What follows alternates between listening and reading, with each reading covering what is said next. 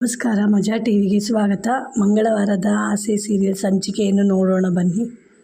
ಮೀನನ್ನು ಕರ್ಕೊಂಡು ರೂಮ್ಗೆ ಹೋಗ್ತಾನೆ. ಆವಾಗ ಶಾಂತಿ ನಾನು ಬೊಗಳ್ತಾ ಇರೋದು ಗೊತ್ತಿಲ್ವ ಅಂತ ಹಿಡಿದು ಅವ್ರನ್ನ ತಳ್ತಾಳೆ. ಆವಾಗ ರಂಗನಾಥ್ ಅವ್ರು ಕೇಳ್ತಾರೆ, ಏನು ಶಾಂತಿ ನೀನು ಮಾಡ್ತಾ ಇರೋದು ಅಂತೇಳಿ. ಮಗನು ಮತ್ತು ನೀವು ತಂದಿರೋ ಸೊಸೆನ ಆಚೆ ಹೋಗಕ್ಕೆ ಹೇಳಿ ಅಂತ ಹೇಳ್ತಾಳೆ. ಅಂದರೆ ಇಲ್ಲೇನು ನಡೆಯುತ್ತೆ ಅಂತ ನನಗೆ ಗೊತ್ತಿಲ್ಲ ಅಂತ ಹೇಳ್ತಾಳೆ.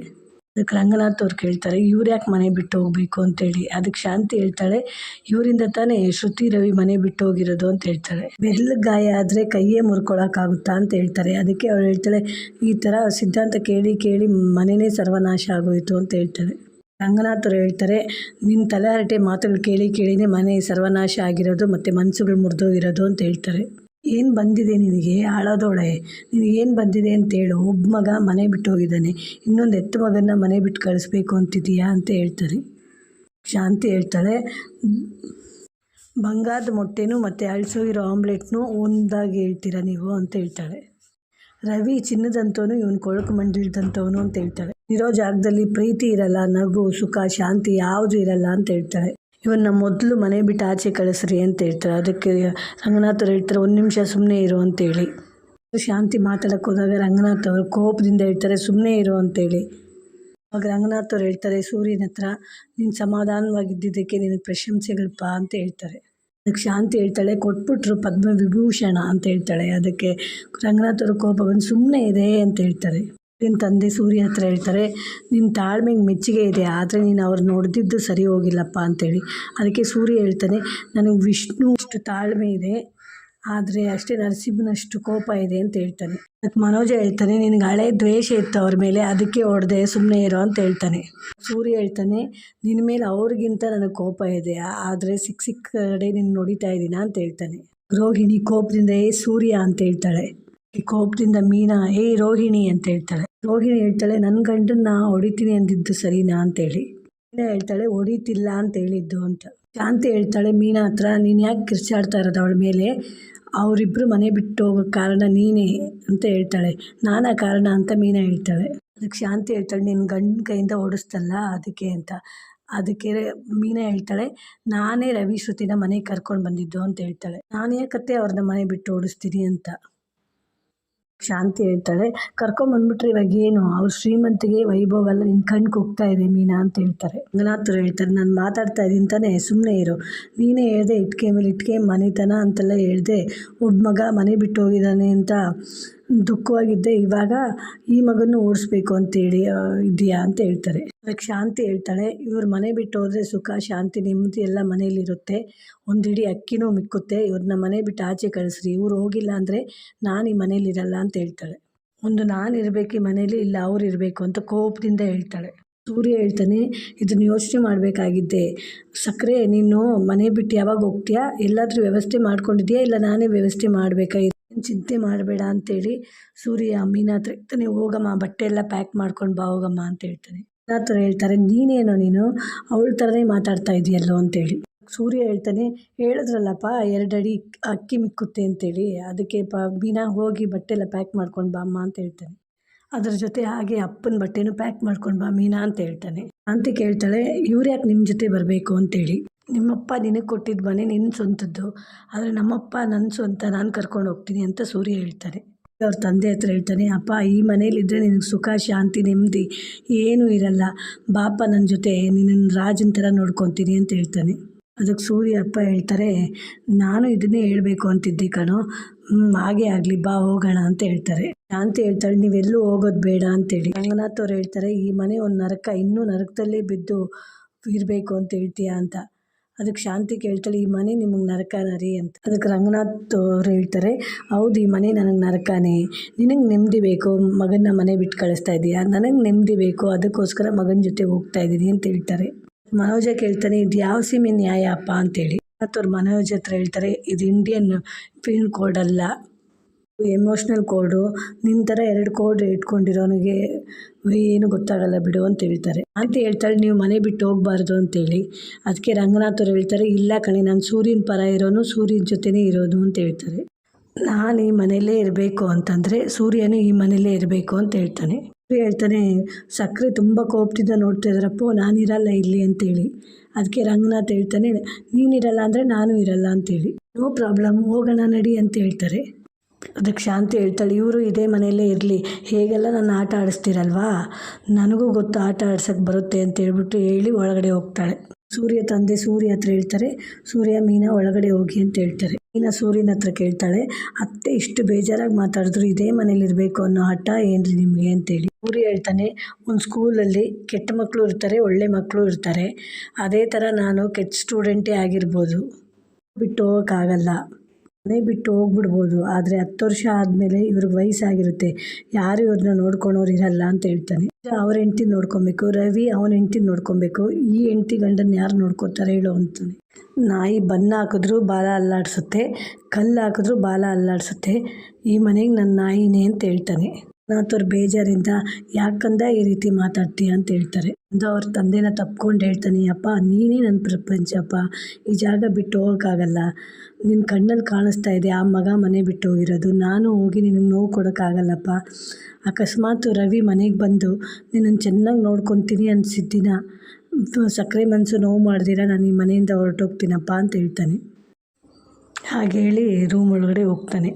ಎಲ್ಲರೂ ಹೋದಾದ್ಮೇಲೆ ರೋಹಿಣಿ ಹೇಳ್ತಾಳೆ ಮನೋಜ್ ಹತ್ರ, ಇವ್ರು 100% ತೊಲಗ್ತಾರೆ ಅಂದ್ಕೊಂಡಿದ್ದೆ, ಮಿಸ್ ಆಗೋಯ್ತು ಅಂತ ಹೇಳ್ತಾಳೆ. ಮನೋಜ್ ಹೇಳ್ತಾನೆ, ಹೇಗೋ ಬುದ್ಧಿವಂತ ಬಲೇ ಸೂರ್ಯ, ರವಿ ಮನೆ ಬಿಟ್ಟು ಹೋಗಿದ್ದಾನೆ, ಇದನ್ನು ಮನೇನ ಶೇರ್ ಮಾಡಿಕೊಂಡ್ರೆ ಚೆನ್ನಾಗಿ ದುಡ್ಡು ಬರುತ್ತೆ ಅಂತೇಳಿ ಅವನಿಗೆ ಈ ಮನೆ ಮೇಲೆ ಕಣ್ಣು ಅಂತ ಹೇಳ್ತಾನೆ. ರೋಹಿಣಿ ಹೇಳ್ತಾಳೆ, ಸೂರ್ಯನು ಮನೆ ಬಿಟ್ಟು ಹೋಗಿದ್ರೆ ಇದೆಲ್ಲ ನಮ್ಮದೇ ಆಗ್ತಾಯಿತ್ತಲ್ವಾ ಅಂತ ಹೇಳ್ತಾಳೆ.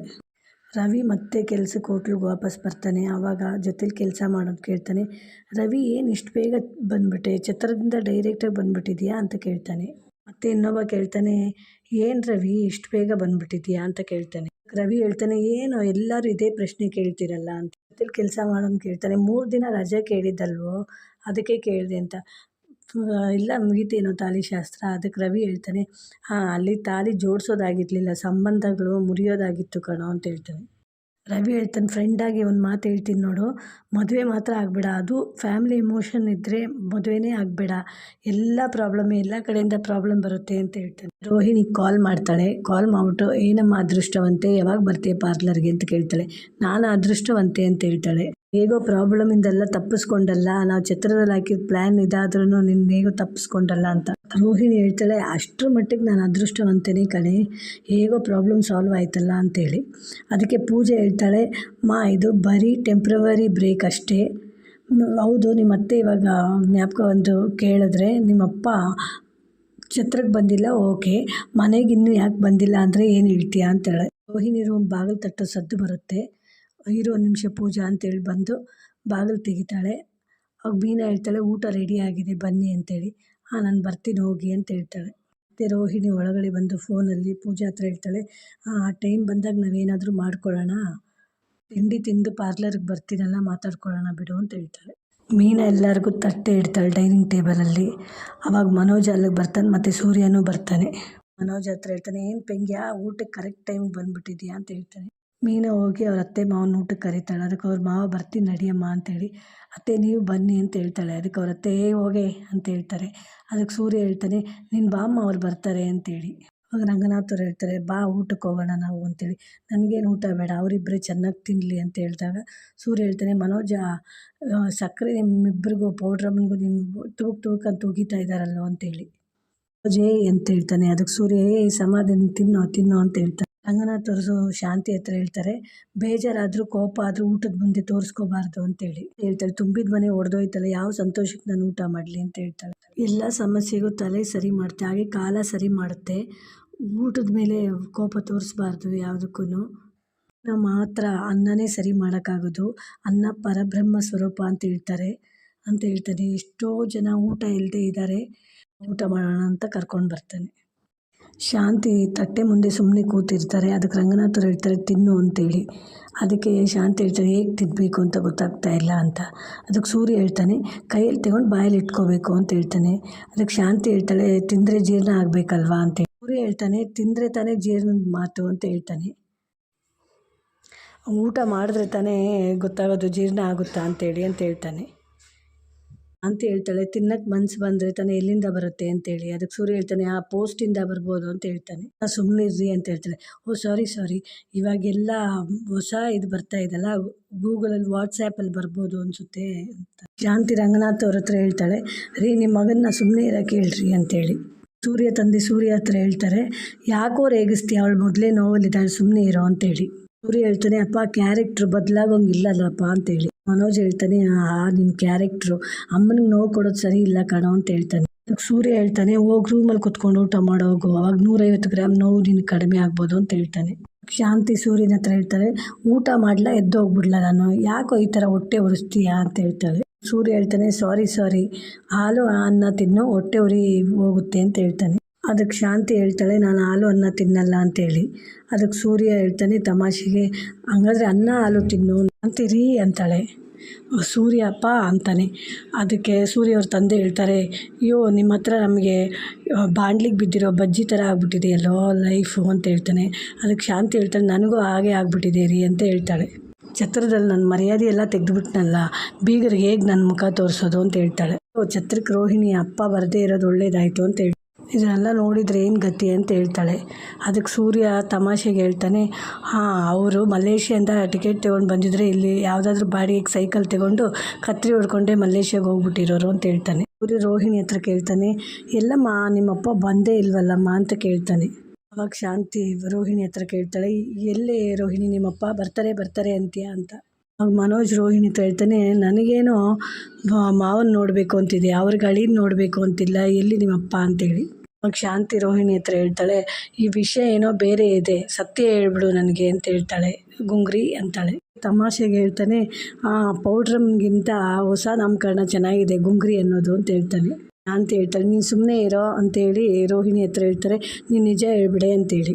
ಅವಾಗ ಸೂರ್ಯ ಹೇಳ್ತಾನೆ, ನಮ್ಮ ಸಕ್ಕರೆಗೆ ಮೈದಾ ಮೈಗಾಗಲ್ಲ, ಖಾರ ಬಾಯಿಗಾಗಲ್ಲ, ಸುಳ್ಳು ಅವ್ರಿಗಾಗಲ್ಲ, ಏನಿದೋ ಸತ್ಯ ಅದು ಹೇಳ್ಬಿಡಮ್ಮ ಅಂತ ಹೇಳ್ತಾನೆ. ಅವಾಗ ಶಾಂತಿ ಹೇಳ್ತಾಳೆ, ಬಾಯಿ ಮುಚ್ಕೊಂಡು ಹೇಳೆ ಅಂತ ಕೂಗಾಡ್ತಾಳೆ. ಅದಕ್ಕೆ ರಂಗನಾಥ್ ಅವ್ರು ಹೇಳ್ತಾರೆ, ಹೆಣ್ಮಕ್ಳ ಮೇಲೆ ಕೂಗಾಡ್ಬೇಡ್ವಿ ಶಾಂತಿ ಅಂತ. ರಂಗನಾಥ್ ಅವರು ರೋಹಿಣಿ ಹತ್ರ ಕೇಳ್ತಾರೆ, ಹೌದಮ್ಮ ಯಾಕಮ್ಮ ನಿಮ್ಮಪ್ಪ ಬರಲಿಲ್ಲ ಅಂತೇಳಿ. ರೋಹಿಣಿ ಅದು ಅಂತೇಳಿ ಕೆಮ್ಮು ಥರ ವಾಂತಿ ಮಾಡ್ತಾರೆ, ನಾಟಕ ಮಾಡ್ಕೊಂಡು ಹೋಗ್ತಾಳೆ ಅವ್ರಿಗೆ. ಮನೋಜನು ರೋಹಿಣಿ ಜೊತೆ ಓಡೋಗ್ತಾನೆ. ಆಮೇಲೆ ಮೀನ ನೀರು ತಗೊಂಡು ಬರ್ತಾರೆ. ರಂಗನಾಥ್ ಅವ್ರು ರೋಹಿಣಿ ಹತ್ರ ಕೇಳ್ತಾರೆ, ಯಾಕಮ್ಮ ಆರೋಗ್ಯ ಸರಿ ಇಲ್ವಾ ಅಂತೇಳಿ. ಹೇಳ್ತಾಳೆ, ಮಾವ ನಿನ್ನೆಯಿಂದ ತಲೆ ಸುತ್ತು ವಾಂತಿ ಬರ್ತಾ ಇದೆ ಅಂತೇಳಿ. ಶಾಂತಿ ರೋಹಿಣಿ ಹತ್ರ ಬಂದು ಹೇಳ್ತಾಳೆ, ನಿನ್ನೆಯಿಂದ ನಿನಗೇನಾದರೂ ಅನ್ನ ವಾಸನೆ ನೋಡಿದ್ರೆ ಇರಿಟೇಟ್ ಆಗೋದು, ಮಾವಿನಕಾಯಿ ತಿನ್ನಬೇಕು ಏನಾದರೂ ಅನ್ನಿಸ್ತಾ ಇದೆಯಾ ಅಂತ ಹೇಳ್ತಾಳೆ. ಅದಕ್ಕೆ ರೋಹಿಣಿ ಹೇಳ್ತಾಳೆ, ನಿನ್ನೆಯಿಂದ ಆ ಥರ ಅನ್ನಿಸ್ತಾ ಇದೆ ಅತ್ತೆ ಅಂತೇಳಿ. ಅದಕ್ಕೆ ಶಾಂತಿ ಹೇಳ್ತಾಳೆ, ಅದೇ ಇದೆ ಅಂತ. ಅದಕ್ಕೆ ಮನೋಜ್ ಕೇಳ್ತಾನೆ, ಏನಮ್ಮ ಅದು ಅದೇ ಅಂತ, ಏನಾದರೂ ಕಾಯಿಲೆನಾ ಅಂತಾನೆ. ಅದಕ್ಕೆ ಶಾಂತಿ ಹೇಳ್ತಾಳೆ, ಕಾಯಿಲೆ ಏನಿಲ್ಲ, ಸುಮ್ಮನೆ ಇರೋ, ಅದೇ ಅಂತಾಳೆ.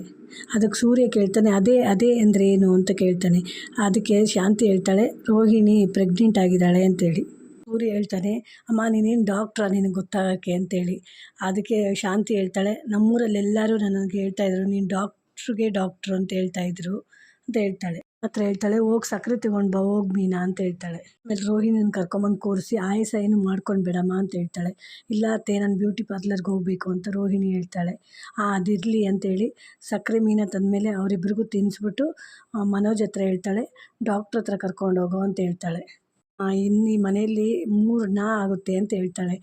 ಅದಕ್ಕೆ ಸೂರ್ಯ ಹೇಳ್ತಾನೆ, ಏನಮ್ಮ ನಾಮ ಆಗುತ್ತಾ? ನಾಮ ಅಲ್ಲ ಕಣೋ, ಏನದು ಅಂತ ಹೇಳಿದ್ರೆ ಮಂತನ ಬಾಣಂತನ ನಾಮಕರಣ ಅಂತ ಹೇಳ್ತಾಳೆ. ಸೂರ್ಯ ಕದ್ರೀನ ಥರ ಬರೀ ತ್ರೀನಾ ಅಂತ. ಅದಕ್ಕೆ ಮೀನಾ ರೀ. ಅದಕ್ಕೆ ಸೂರ್ಯ ಇವಳೊಂದು ಅವಾಗ ರೀ ಅಂದ್ಕೊಂಡು ಸ್ಟಾಪ್ ಮಾಡಿಸ್ಬಿಡ್ತಾಳೆ ಅಂತ ಹೇಳ್ತಾನೆ. ಶಾಂತಿ ರೋಹಿಣಿ ಹತ್ರ ಹೇಳ್ತಾಳೆ, ಸ್ವಲ್ಪ ಆದರೂ ಊಟ ಮಾಡ್ಬಾ ಅಮ್ಮ ಅಂತೇಳಿ. ಇಲ್ಲ ಅತ್ತೆ ಬೇಡ ಅಂತ ಹೇಳ್ತಾಳೆ. ಅವಾಗ ನಿನ್ನೆಯಿಂದ ಹಸುವಾಗಿದ್ರು ತಿನ್ನಲ್ಲ ಅಂದರೆ ಅದೇ ಕನ್ಫರ್ಮ್ ಅಂತ ಸಂತೋಷದಿಂದ ಇರ್ತಾಳೆ. ಇಲ್ಲಿಗೆ ಈ ಸಂಚಿಕೆ ಮುಗಿಯಿತು. ಮುಂದಿನ ಸಂಚಿಕೆಗಾಗಿ ನಮ್ಮ ಚಾನಲನ್ನು ಸಬ್ಸ್ಕ್ರೈಬ್ ಮಾಡಿ, ಲೈಕ್ ಮಾಡಿ, ಬೆಲ್ ಐಕಾನ್ ಒತ್ತಿ.